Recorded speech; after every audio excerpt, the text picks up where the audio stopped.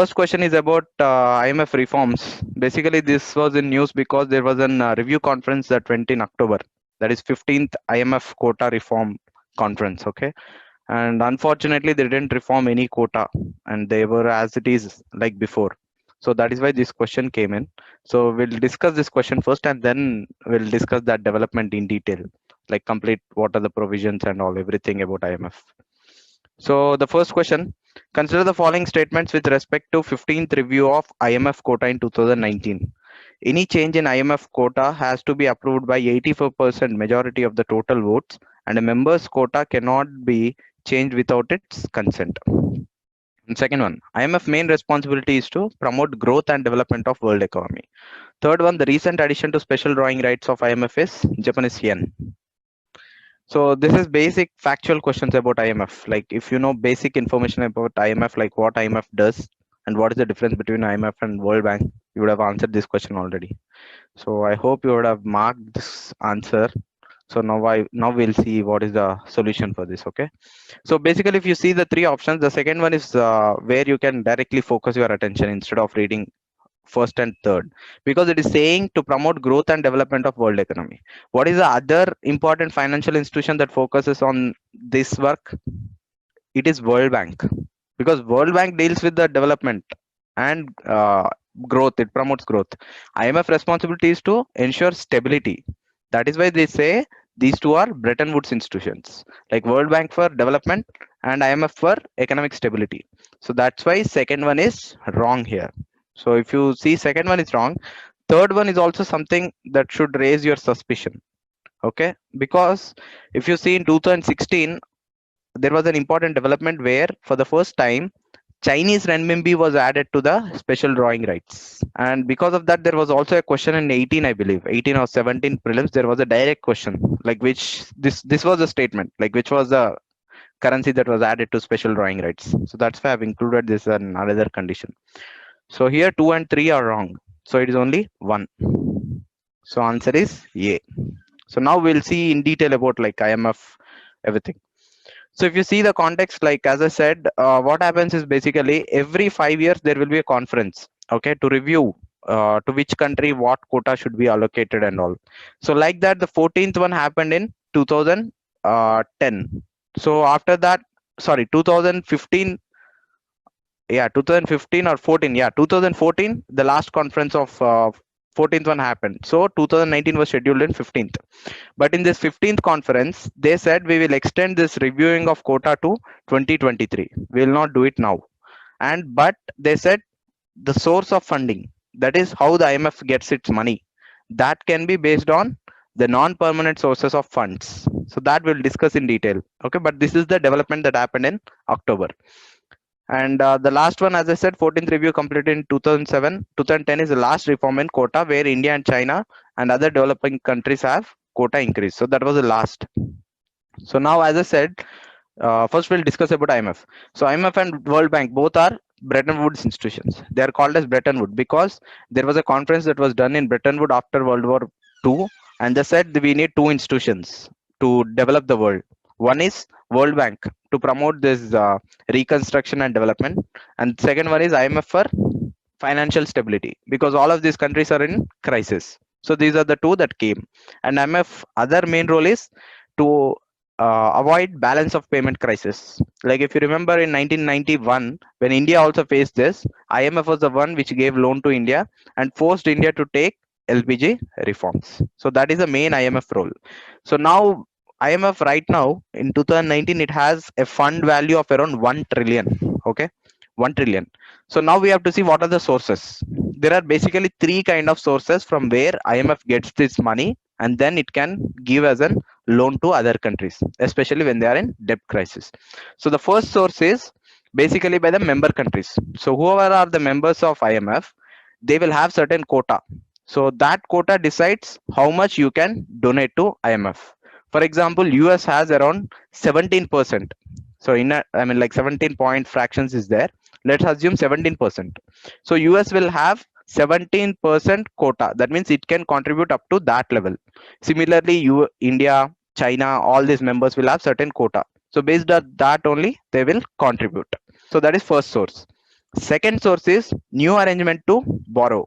So this is the latest one that came, where in this the private institutions or international financial institutions like the banks, Chinese bank or even Indian RBI or any other bank, it can get an arrangement with IMF and it can provide loan to IMF, okay, or it can give certain kind of borrowing. Even the international members like China or other countries also can give. This is new arrangements to borrow. So this is based on institutions. Now the third mechanism is bilateral borrowing. So bilateral borrowing deals with bilateral, that means only two countries, that is IMF and the other country both will have certain arrangements where it says now you give me this much of loan and then we'll repay it back in certain time with the interest. So this kind of thing is bilateral borrowing. So now, because in 15th conference they didn't increase the quota, so there is no source of income from quota because it is as existing. So they have relied on new arrangements and bilateral borrowings. So that is the latest development. Now there are certain aspects with respect to quota, and this is where all the interest is there, all the interest of especially developed countries. So we'll see working principle of this quota. So basically the quota of each country is based on four indicators. Okay, how will assign the quota for each country, like whether 16% or 4% or 2%, it is based on four indicators.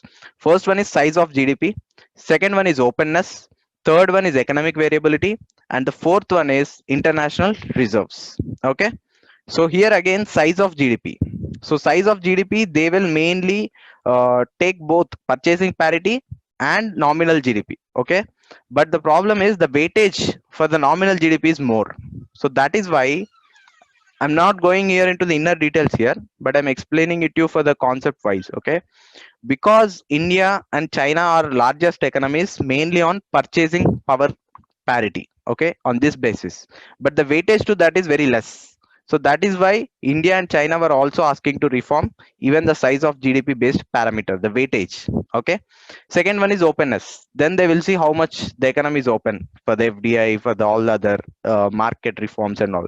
And then economic variability and international reserves. International reserves is nothing but your forex reserves. So based on that strength you will get the quota. So basically these quota are also denominated on special drawing rights. So now what are the special drawing rights?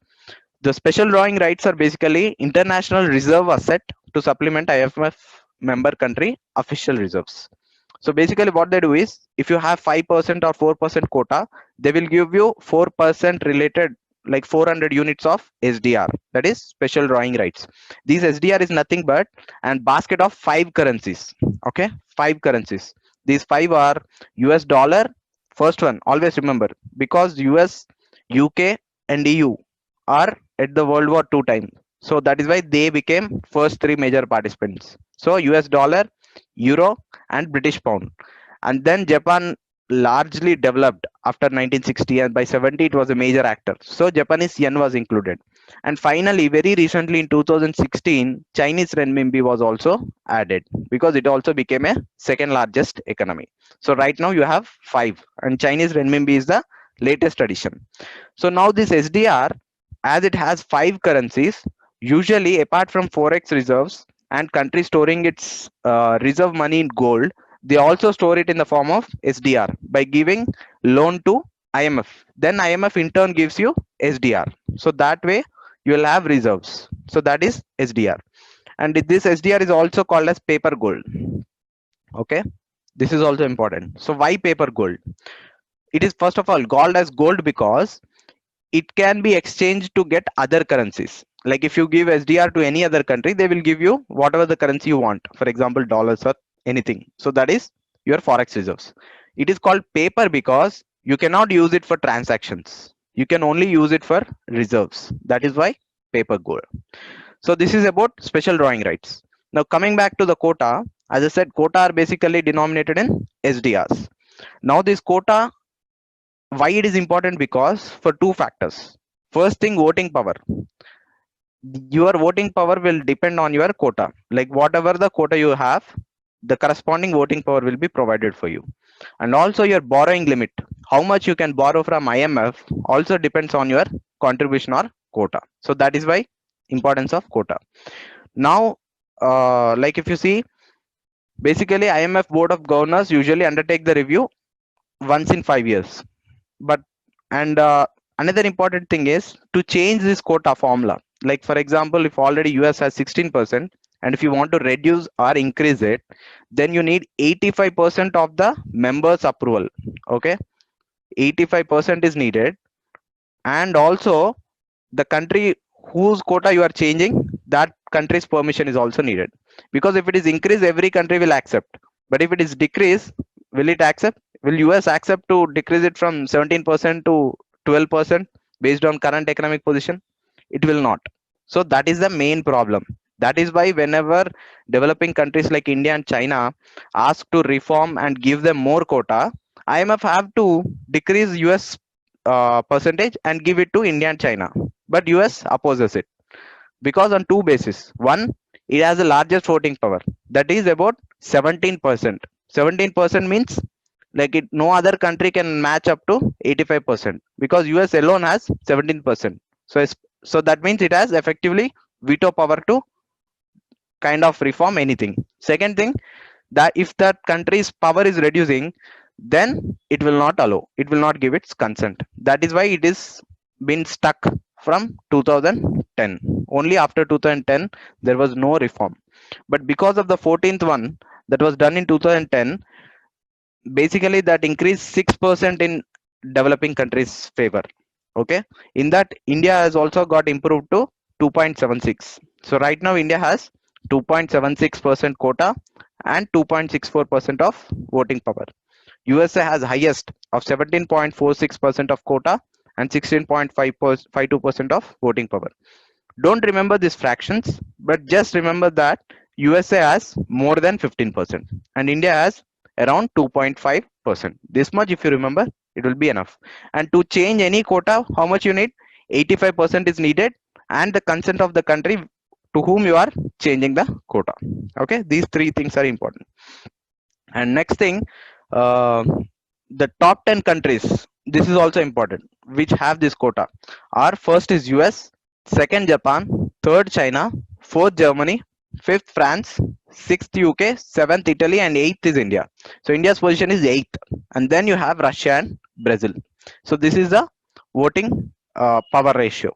Okay, and rest of all we have discussed. So now, having discussed all this, I would request you to go through similarly World Bank group. Like for World Bank also, there are 5 banking sub bank groups in World Bank. Okay, you have to know them, like IBRD, like there is Mutual Investment and Guarantee Organization, and similarly there is IDA, International Development Assistance, I guess. So these are like 5 sub institutions in World Bank. So try to know what each of them does, and then how the voting powers are there in World Bank. And usually, if you see traditionally, World Bank president is appointed for or reserved for EU, and sorry, it is the reverse. IMF is reserved for EU, and World Bank president is usually appointed by US. So this is kind of a formula that is worked out between Europe and EU, US after World War II. So now, do we need to change it? Like, what are the recent reforms that are brought in World Bank, and how executive appointments are done to World Bank? And also, World Bank has gone into certain green initiatives to support climate change. There are one or two, so try to remember them also, like what World Bank is supporting, and important projects World Bank is working in India. So this much is very much needed. Okay, from this area only, one international institution related question will always be there in prelims, so you can cover them. And mostly that international institution question also will be on the event that happened in the last year. So now we'll go to the second topic. This one is especially in news because we had this famous discussion of RCEP. Finally India came out of RCEP, but there were many FTS that were going on in 2019, and every other month there was a news. So that's why this question. Okay, so consider the following pair of countries with which India has free trade agreement. First one EU, second Australia, third ASEAN, fourth South Korea, fifth Japan. So this is relatively easy. Like if you know, you can straight away mark it. This is basically fact related question. So the answer is D here. ASEAN, South Korea, and Japan. Okay. You should have already known by like recent current affair news that India and EU are trying for a new FTA called Bilateral Trade Investment Agreement. So by that logic also you can eliminate the first one, EU. And with Australia is such a distant partner, and also the trade is not large amount. So with Australia we don't have. But with ASEAN we have. Similarly we have with South Korea, we have with Japan, we have it in South Asia. Okay.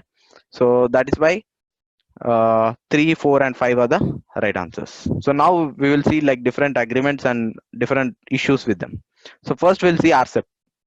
So RCEP is already that it's going to be like regionally largest regional trading agreement, and these are the data, like these involve about 50% of the world population if India joins. Okay, if India doesn't join, then like at least 15 to 20, 16% will be removed from this, and then contribute about quarter of world exports, like 25% of world exports and 30% of GDP of world. But now why India is not joining, or what are main India's concerns for with respect to RCEP? So the first one is trade deficit. So if you see, out of these 15 RCEP countries, we almost have FTAs with everyone except China, Australia, and New Zealand. Okay, three countries. Even then, we have trade deficit with 11 countries. Out of the already in RCEP only there are 15 countries. If you include India, it is 16. So out of this 16, we have trade deficit with 11. So now imagine if India goes and signs an FTA again with all of this. That is why India is worrying that the trade deficit will increase. Second thing, domestic industry. Like there is a fear that China will do dumping. So in this aspect, you also need to know what is anti-dumping duty or countervailing duty. So this is something that will be imposed by the host country to disallow sudden surge in the imports.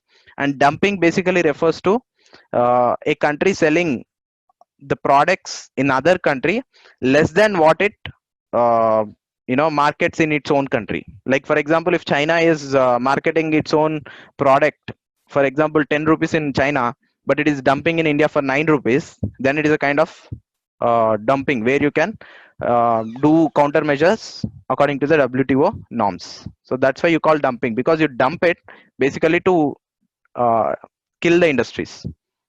And next one, domestic FTA experience. Like this also, wherever we have FTI, Niti Aayog suggested that the utilization is only 5 to 25%. And with all the FTA countries, we had majorly trade deficit. That is another problem. And finally, domestic opposition, you already know. Like if you know dairy industries, like agriculture industries, they are vehemently opposing this RCEP, because they fear that Australia and New Zealand has more developed dairy industry. So they will flood Indian markets.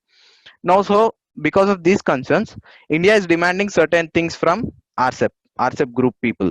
So what is that? First thing, base year. So right now for RCEP, the base year is 2014. So they have to take 2014 as a base year for taxes, prices. But India is saying no, move it to the latest one. That is from 2019. Okay. Second thing, import surge. Like as I said, if you see sudden imports from any other country, like if China is dumping suddenly steel into India, then it results in an import surge. Then India should have an option to impose certain duty. That is auto trigger mechanism. That is, as soon as the duty is imports is increased, then you can kickstart it instead of going through all the approvals and permission from RCEP people. So that is what India is asking. Second thing, rules of origin. India is saying you have FTA with all the countries, but China might use this RCEP FTA to send China's product through Vietnam, and then or China's product to, for example, Indonesia, and then from Indonesia it can send it to India. So that is why India is saying there should be strict rules of origin. And then services. India is major strength is in services. We are major exporter of services. So we are saying more liberalization in services. But these ASEAN countries are not accepting. So that is what, because these were not satisfied, so we got out of FTA with RCEP. So this is in detail about this, like it extends not only in trade and goods, but there are many areas, like for example, goods, trade in services, and then also it covers intellectual property rights, investment, government procurement, and competition policy. So this is a most comprehensive FTA, RCEP. And FTA also, basically, this is the definition, like what it is FTA and all I have provided here. So when you get this slide, just have a view of it. So, and then apart from that, like India has these FTAs. The first one is South Asia Free Trade Agreement. Second one with ASEAN. Third, as I said, with South Korea. And these FTAs with other countries, we call it as Comprehensive Economic Partnership Agreement. Its name is also important. Comprehensive Economic Partnership Agreement or Comprehensive Economic Cooperation Agreement. And similarly, we have with Japan. And then right now we are negotiating with EU. The trade deal form is broad-based trade and investment agreement. This was launched in 2007, but it was stopped around 2014. Now again we have started it back in the recent summit. Okay, so now leaving this, there is another important trade deal like RCEP that went in 2019 that made global headlines. So that is USMCA. So what is this USMCA? USMCA stands for United States, Mexico, Canada Agreement. Okay, and this is nothing but NAFTA 2.0. Okay, earlier there used to be an agreement called NAFTA. Okay, that is North American Free Trade Agreement. Okay, this is NAFTA. So that Donald Trump came out, he pulled out US and said we will get a new agreement that is not favoring us. So then he proposed this, and finally this was signed, this USMCA. So this will replace 25-year-old NAFTA. So that is why this is important. And second thing, the important provision of this USMCA is that it will be reviewed for every 6 years, and it has a certain expiry period for the first time. Like after 16 years, you have to go for new deal, and it has to be reviewed every 6 years. So this is a kind of new thing that is being inserted by US. Usually in any FTA, there will not be any kind of these conditions. That is why this is an important thing to note.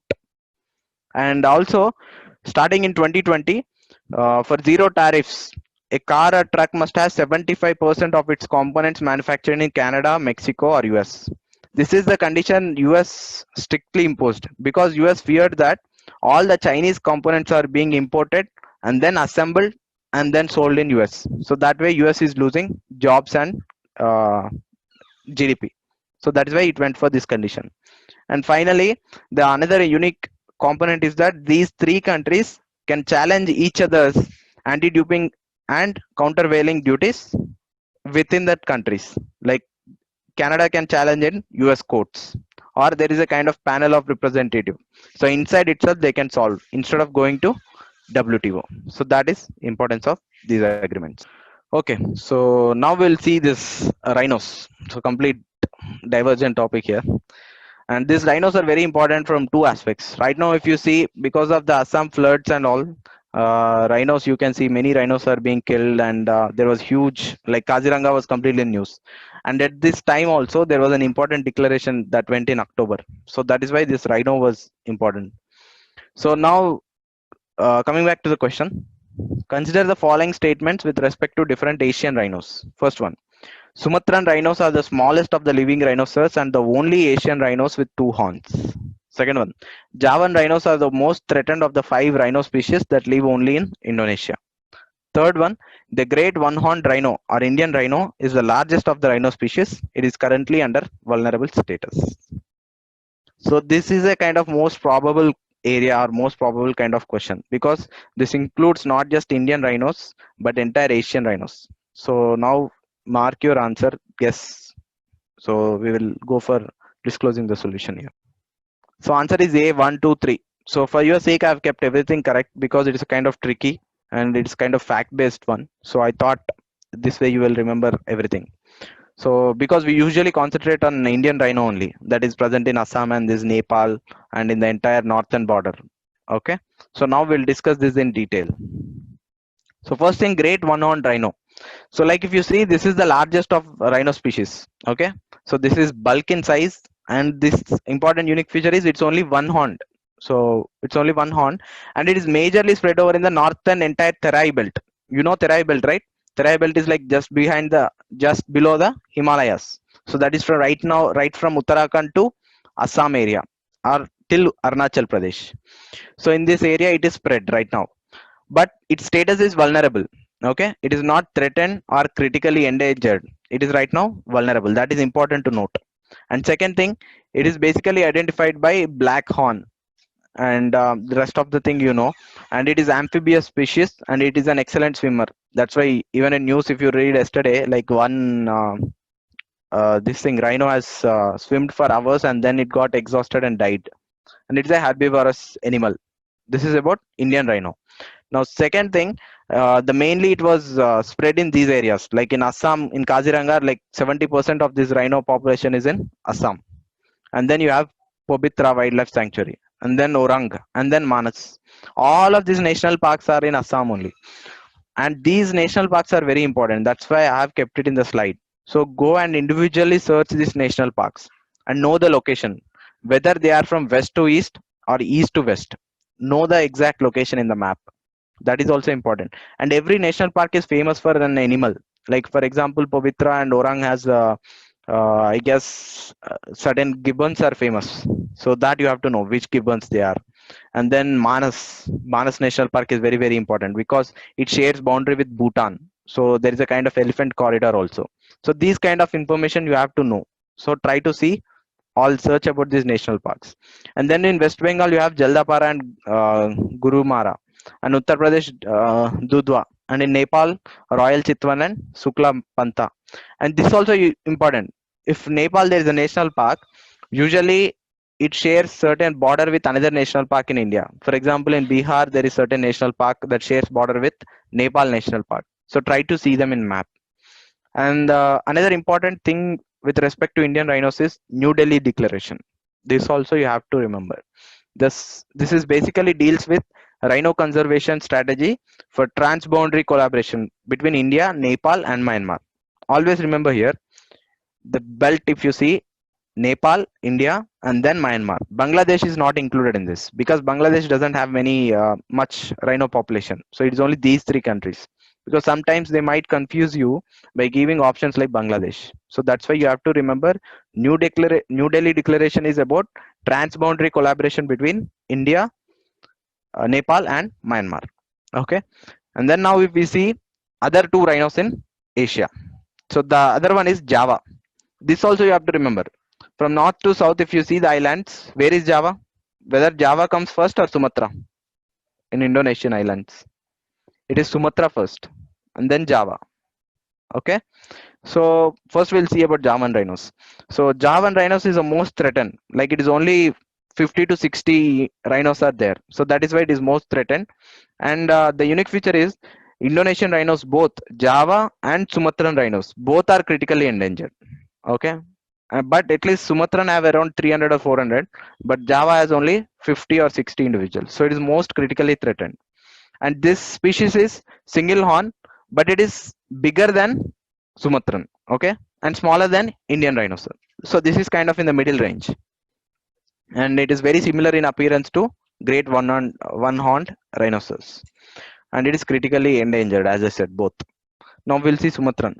So Sumatran is unique out of all these three rhinos because it is very small and also it has two horns. This is the unique feature. That is why it is very famous in Asia. Because if you see Java and Indian rhino, both are one horn and both are somewhat large. But this one is small and only one rhino with two horns. This you have to remember. And there are 300 of this, and this is spread over Indonesia and Malaysia. Whereas if you see Javan, it is mainly spread in Indonesia. There is no other area. So that is about these two. Now, as I said, also go through these national parks that are mentioned in this slide. And also recently, there was a news about this Great Nicobar Biosphere.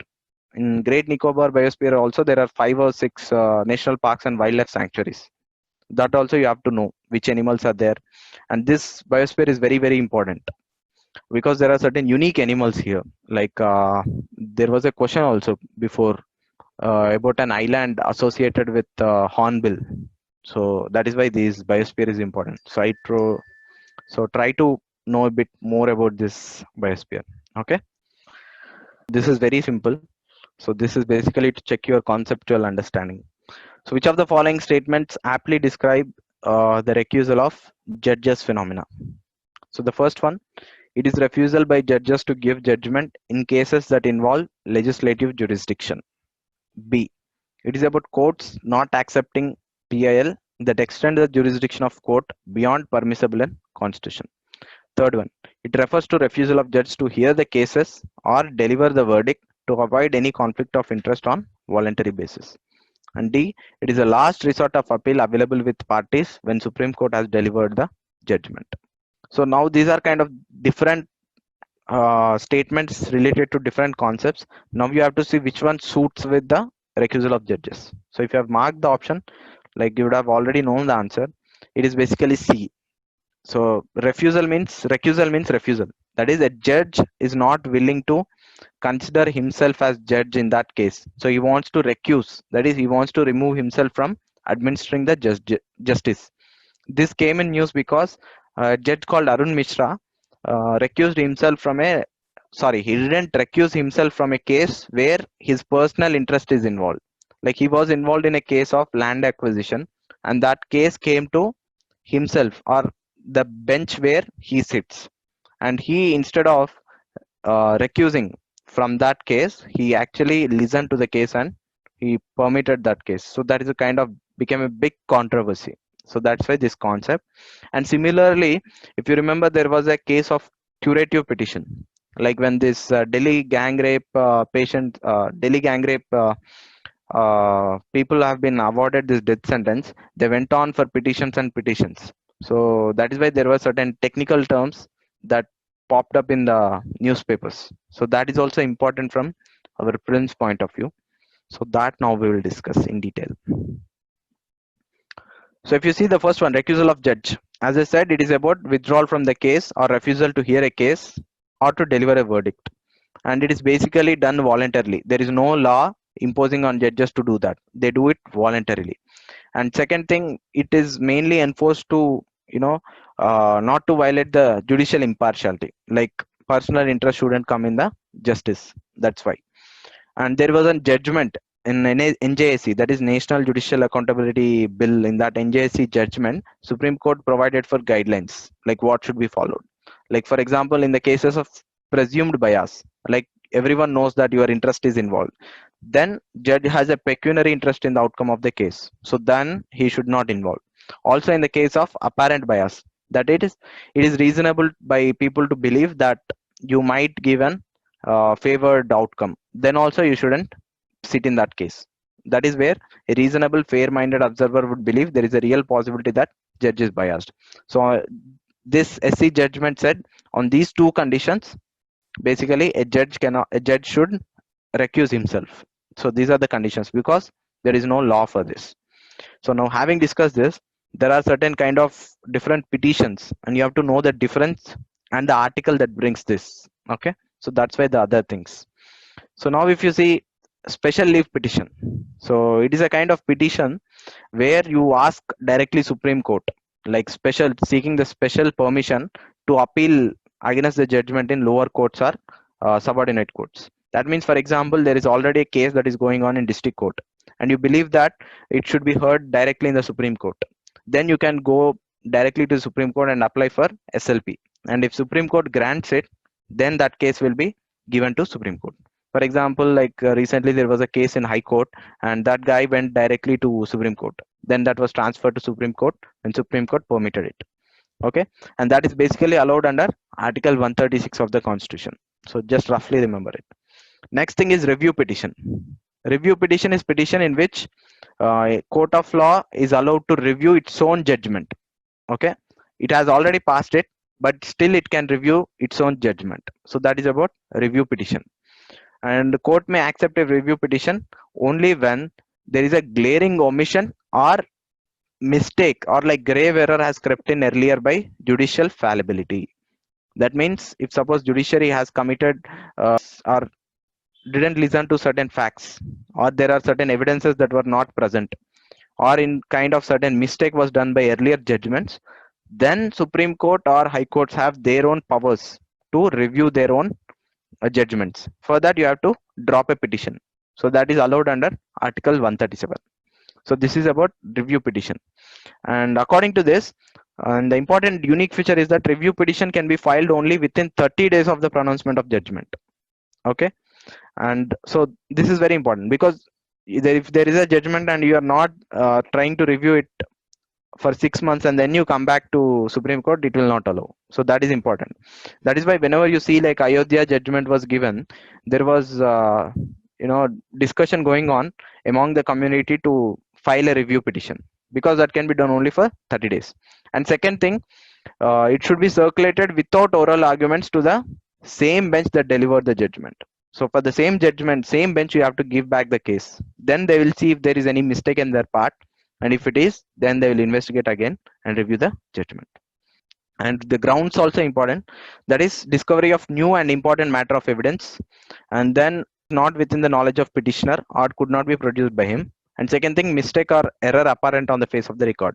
So if petitioner has got a new evidence which he didn't had any idea before, or if there is an error, then you can find review petition. These are the main two conditions, remember them.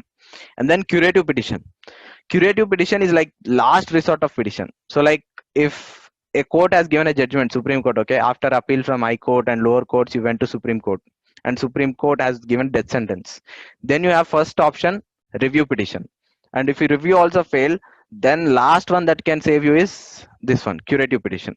So curative petition is a kind of last and final resort to the judicial remedy of any grievances which is not normally given in open court hearing. And this was basically brought in, this was not in the constitution, but this was brought in 2002 by a judgment in Rupa Ashok Hurra case. Remember this much, Rupa Ashok Hurra case. So in this Ashok Hurra case, Supreme Court came up with a new kind of concept called curative petition. Okay, this is very important because this is not provided in any article, but it's backed by certain articles. Like for example, it is supported by Article 137. So review petition is also supported by Article 137. And this curative petition is needed to provide a final recourse of correcting any errors in judgment, where technical difficulties and other apprehensions of reopening a case actually prevents from reviewing the judgments. If reviewing is not possible because of other thing, then a death convict should have some kind of recourse, final recourse, where Supreme Court can give in. So now we'll see what are the conditions for the curative petition. So the first condition is petitioner has to establish that natural principles of natural justice were violated. So what are the principles of natural justice? Like some of them are like the accused person should be listened to first. So he should get the right to listen. And second thing, judge should be neutral. So these kind of natural justice principles, if they are violated, then he can apply for the curative petition. Or if there is a fear of bias of judge, as I said, for example, in that recusal case, I've told you, right? If judge has already personal interest and if a judgment was given, then you can go for curative petition. Second thing, a curative petition must be first circulated to bench of 3 senior most judges and the judges who pass the concerned judgment if available. So if there are already the judges that are available who pass the judgment, then you should first submit this petition to them. They should agree. And if the majority of those judges agree, then it will be first listed in the same bench. So same bench will again listen. Okay. And another unique feature is the exemplary costs will be imposed. If suppose the petition doesn't have any merit and if the petition is quashed by that court or that bench, then there will be huge fines or sometimes even imprisonment, because you are asking Supreme Court to even review kind of final judgment, making accusation that judges are biased. So that is why this kind of high punishment. So this curative petition is very important this year. Okay, because there are 2 cases that came up in curative petition this year. And now then mercy petition. So mercy petition is unique. In the case like mercy petition is not with the Supreme Court or any court. It is with respect to president or governor. So it is a kind of last resort of person. When there are no remedies in judiciary, then they will go to president to remit them or cancel those punishments. So there are 2 powers. One is Article 72 for governor and Article 72 for president and Article 161 for governor. And in this also, president has certain special powers more than governor. That are, first thing, when the punishment is given by martial court. Second thing, when a punishment is given by an executive power of union. And third one, when the sentence is death. So in these 3 cases, president will have extra power. Whereas for the governor, will have power under any offense committed under state law. So this is the difference that you have to remember, because this also became a controversy when this Rajiv Gandhi convicts in Tamil Nadu and Tamil Nadu government appealed to Supreme Court. Appealed on mercy petition to President. President actually dismissed it. Then they asked governor to review it. So that's why it became a controversy. Like what powers governor has, what powers president has. So that's why you also have to remember this difference between governor and president power with respect to accepting mercy petitions. Okay, so that is about different petitions. So now we'll see with respect to e-commerce. Like if you see, there was a huge controversy again in October and November about like this Flipkart and Walmart, because in FDI usually we don't allow Walmart or foreign companies directly establishing their presence here in single brand retail. Okay, so that's why what Walmart did is it came indirectly by buying stake in Flipkart. And this Flipkart and Amazon, if you remember Amazon Basics, do you know this Amazon Basics, where they'll sell every product for a much cheaper price? For example, if you have an earphones or something, they'll sell it only for Apple earphones, they'll sell it for 300 rupees only, of certain good quality. But the problem is Amazon Basic is a brand by Amazon itself. So they are producing the products and they are selling it in their own this one e-commerce platform. So that way what will happen, they will usually favor their Amazon Basics only. So if you search Amazon Basics, items will come in the top search, the others will not come. So because of that, that became a huge controversy, because Indian companies were unable to uh, get profits in these platforms, or it's a kind of biased. So that is why government came up with the new rules. So in that context, this question. So consider the following statements with respect to the recent e-commerce guidelines. First one, in inventory place model, the e-commerce firm is not allowed to directly or indirectly influence the sale price of goods or services and is required to offer a level playing field to all vendors. Second thing, market model of e-commerce means a e-commerce activity where the inventory of goods and services is owned by e-commerce entity and is sold to consumers directly. Third one, in India, 100% FDI under automatic route is permitted in the marketplace model of e-commerce, while the FDI is not permitted in inventory based model of e-commerce. So now mark your answer, then we'll see the solution for this. So here basically if you see, the first thing what I did is basically I have interchanged the definitions for marketplace and inventory place. So this you should realize, because this is a kind of again trap. So basically marketplace, market means nobody decides. It is a market that decides who should get the profits. So if you know that basic thing, then you would have marked the second one as wrong, because according to market, the platform should play level playing field for everyone. And in inventory based, inventory, the term inventory means basically you have certain storage or you have certain inventory. That means the marketplace, that is Amazon, already having certain stocks and pushing them in their platform. So that is why the first one is wrong. So first model actually, or the inventory model is definition is mentioned in second and second one is in first. So 1 and 2 are wrong and third one is correct. So the answer here is D, 3 only. So now we'll see the guidelines. So here if you see the guidelines in India, like right now 100% foreign direct investment is permitted in business to business. So not business to e-commerce, okay, business to business. So like if some company is selling to other, then 100% is allowed. But in business to commerce, no FDI is allowed, especially in single brand. Whereas 100% FDI under automatic route is permitted when the marketplace model is allowed. Under this only Amazon came. Under this only the other companies are coming. So here FDI is not permitted in inventory based model.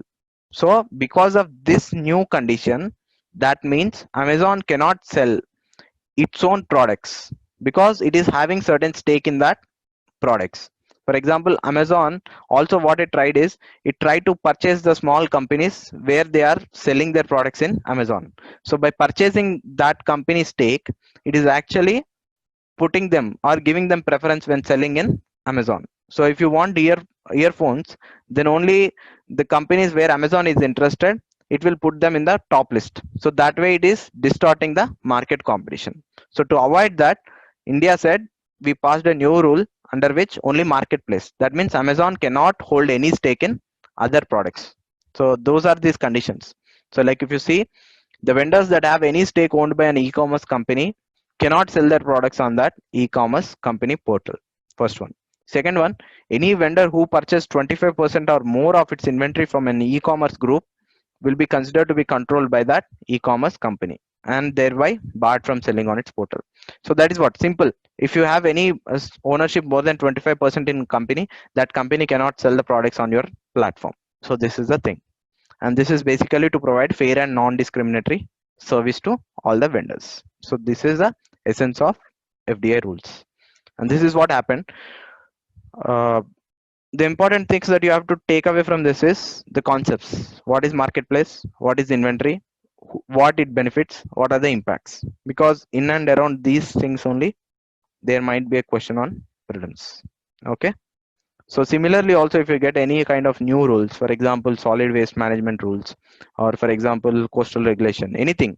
So try to see what will be the impact, what is the important concept or philosophy behind that, and then what is the application. So don't try to remember what happened in that. It is usually around the logical connection where the prelims question will be. Okay. So this is again market-based model. This is like definition given to them. So now we'll see the sixth question. So this is about the cyclones. So like if you see in recent past, there were like 3-4 cyclones that were very, very, disastrous for India. Like if you know the cyclone Amphan, and then after that cyclone Okchi, and then there was in nearby Mumbai, there was a cyclone we just missed. So there was frequent cyclone. So I'm guessing that this year there might be some theoretical concept based question on cyclones. So try to know more about cyclones. So part of that only I gave this question. So here again, consider the following statements with respect to cyclones in Indian Ocean. So first one, large and continuous supply of warm and moist air, Coriolis force, and release of latent heat at the eye are the important conditions for the formation of cyclones. First one. Second one, positive Indian Ocean dipole refers to warmer temperatures in Bay of Bengal compared to Arabian Sea. And negative Indian Ocean dipole instead is opposite. Third one, positive Indian Ocean dipole will have positive impact on Indian monsoon with greater rainfall and distribution, and negative Indian Ocean dipole will have reverse effect. So basically what here I'm asking is, you should know the concept what is positive Indian Ocean dipole, and then what is the impact that has on Indian monsoon. That is first thing. Second thing, how the cyclones are formed. This is a theoretical concept you need to know. So here basically again, what I did is I've interchanged the definition in second one. So second one is wrong because this is what I did. Like instead of placing Arabian Sea, I replaced it with Bay of Bengal. So usually in positive Indian Ocean dipole, you always have to remember the temperature will be higher in Arabian Sea when compared with the Bay of Bengal. So always remember this. So 1 or 2 degrees, it will be high in Arabian Sea, then Bay of Bengal. When negative happens, it is reverse. Okay. So this is a simple thing. And also when atmospheric temperature will be there, corresponding pressures also will differ. So because of that, when monsoon comes to India, when it is positive, that is in Arabian Sea, like if you see the monsoon map, I don't have map right now, but if you see the monsoon comes from right at the southwest side, correct? So when it is coming from southwest side, if it has positive temperatures on the Arabian Sea, then this monsoon will be more stronger and more distributive. So that is why there will be positive impact because of positive Indian Ocean dipole. If you remember this link, good. If not, just remember the term that whenever there is positive Indian Ocean dipole, it will have positive impact on monsoon. Positive, positive. If it is negative, then it will have negative impact on monsoon. So that is the thing. So that is why first and 3 are correct here. Second one is wrong. Okay. So answer is B. So now we'll see this in detail, like what are the conditions and all. So first we'll see what are the conditions for the classification of cyclones, because cyclones classification is very important this year. Right now we have 2 severe cyclone storms. That is why. So basically cyclones are mainly classified on the wind speed, but there are other parameters also like pressure and all.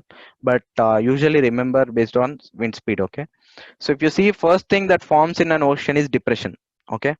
And this depression is the lowest classification. and this forms when there is a circulation speed of 30 to 50. Remember like this. Don't remember the exact things because you will get confused. If it is wind speed is between 30 and 50, then we say depression is formed. And then when this depression of 50 goes to 50 and 60, the next range, then we call it as deep depression. This is next severe. And then from 60 to 80 if it happens, or 60 to 80, yeah, 60 to 90 you can remember. If it is between 60 to 90, this is 30 range, okay, 60 to 90 speed if it is, then we call it as cyclonic storm. If it is from 90 to around 120, remember like this, 90 to 120, then it is severe cyclone. If it is from 120 to 160, then it is very severe. And then finally 160 to 220, then it is extreme severe cyclone. And the final range is about 220. If it is something about 220, then it is super cyclonic storm. This will have massive impact, and this is the highest severe category. So try to remember this in the nearest ranges, because UPSC will not ask you to the exact range, like if it is between this or that, or it will not change the figure 122 to 123 or something, because it also knows that it is a reasonable guess that needs to be made by the students. So try to approximate the value and remember it. Okay. Then Indian Ocean dipole. As I said, Indian Ocean dipole as such is an alternating phase of warm and cold temperatures or pressures in Arabian Sea and Bay of Bengal. Okay. And basically in the positive phase, as I said, the water will be warm in Western Indian Ocean, that is in the Arabian Sea. And then it will be cooler in the eastern side, that is in the Bay of Bengal. And reverse happens in the negative Indian Ocean dipole. And this will have impact on even monsoon. That also we have discussed. And then what are the conditions finally? The conditions are basically large and continuous supply of warm and moist air. This is very, very important. That is why you don't see tropical cyclones happening in the Arctic or semi-Arctic regions. Do you see ever in more than like above Norway or somewhere? Did you see ever like cyclones coming in Norway, Sweden and all? They don't happen because there is no much warm temperatures there. But because we are very near to equator, that is why we have cyclones, because there is enough temperature, hot water in the ocean, and also moisture that can aid for formation of cyclones. So that is first condition. Second thing, Coriolis. Coriolis effect is also very important. This also you have to. Coriolis effect, how it moves in northern hemisphere, how it moves in southern hemisphere, because it is differs. It is counterclockwise and counterclockwise. So that also you have to know difference. And how this happens also you need to know. Coriolis force is something that happens when you rotate an object. So because Earth is rotating, that is why Coriolis effect will have. So that also, that is why cyclones move. Why it is rotating in round? Because of Coriolis force. Actually, the winds will be in the normal phase, but because of Coriolis force, they will go round and round. That is why the cyclones will be round, and then in the middle there will be eye wall. Okay, and also remember, eye wall is the center of the storm. That is eye. In eye, there will be peace and calm. Like there will be no winds. So like there will be absolutely normalcy. But outside the eye wall and in other areas, the winds will cross like 200, 100 kilometers. That is where the maximum destruction will be caused. Okay. And another important term is landfall. So whenever the cyclone hits a land, its source of energy, that is water and moist temperature, will be gone. That is why it will slowly dissipate after the landfall. These are the important terms you have to remember. And the last thing is release of latent heat. So what is this latent heat? Is basically this water in the ocean will get heated up because of the sun's rays, because of the huge temperature, and this gets released in the form of cyclones. So this is called release of latent heat. Because of that, because of Coriolis force, I said round and round. Okay, because of that, circle will happen. But how the winds will go from below to top, that is because of release of latent heat. So that is why you need all these three conditions, like large and continuous supply of warm, Coriolis force, and third one, release of latent heat. So that leads to the gushing of water from high pressure periphery to the low pressure high, and then intensify the depression into deep depression, and then cyclone storms. And this will escalate based on how much time it has to spend in the ocean. So the more cyclone spends time in more ocean, the cyclone will be that much stronger. So that is about cyclones. The final thing, I don't have question for this, but this is a very small topic. That is why I didn't made any question. So if you remember, Kudankulam power reactor was in news because there was a malware attack on it. So that is why this was in news. So from that context, there are few things you have to also understand and study, that are like what is malware, like how many malware types are there, what are the latest attacks. So this is important from science and technology part. So if you see this, the context I have already explained, like NPCL has admitted that one of its computers was attacked by malware. And there are certain types, like these include ransomware, spyware, command and control, and more. Ransomware means you attack some system and then you ask ransom to eliminate it. So you'll attack the system, and for the system to function, you have to pay certain amount to that hacker. Only then he will release the antidote. And similarly, spyware, to get all the information. Third one is command and control operations. So it will hijack and then it will take the control. For example, if a power reactor, nuclear power reactor is completely attacked by another force and it has command and control, then it can issue the instructions. And finally, this is a common one, but the D track is the name of that malware that been used in the this NPCL attack. So remember this. So this was not the first time. This D track malware is already used in India in financial and research centers, basically in ATM fraud. If you remember, in 2018 there was a famous ATM fraud, and for that also this D track was used. So it was usually installed on the victim's ATM, and then it will read that information, and that information will be used to get the debit the amount from some other country. So this is the way it happens. So now, as we discuss this D track, there are other two types of attacks also that happened in 18 and 19 in other countries. So try to know them and try to remember the names, like whether it falls under malware, whether it falls under ransomware, so under which category it falls, and try to know that category definitions also, like what is the difference between them and all.